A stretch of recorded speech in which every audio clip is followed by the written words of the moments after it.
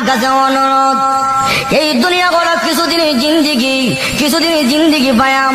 আপনি সালমান শাহ তালাশ করেন, নায়ক তালাশ করেন, মাগো স্মার্ট তালাশ করেন। এই দুনিয়া স্মার্টের জিন্দিগি নয়।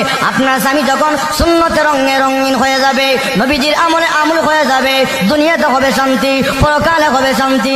কিয়ামতের মাঠে আল্লাহ রাসূল আপনার স্বামীকে চিনবে।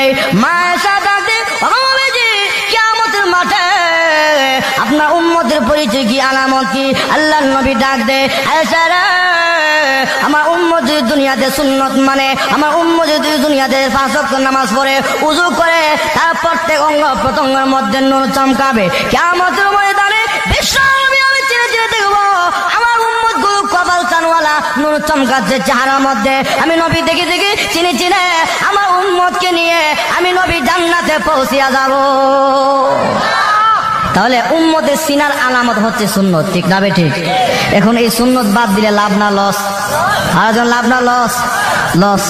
মা বোনেরা, তুমি তোমার স্বামীরে উৎসাহিত করো দিনের প্রতি, তুমি সেই দিনের জন্য তাকে অবহেলা অলসতা করো, তাহলে তুমি কিন্তু কিয়ামতের ময়দানে দায়ী হইতে হবে। আল্লাহর কসম, বিশ্ব নবীর এই সুন্নতের সঙ্গে ঠাট্টা মস্কারি করলে তুমি কিয়ামতের ময়দানে আল্লাহর কাজ করে জবাবদিহি করতে হবে। যখন ঠিক না বেঠে আল্লাহর নবীকে প্রাধান্য দিতেন, যখন মারহাবা।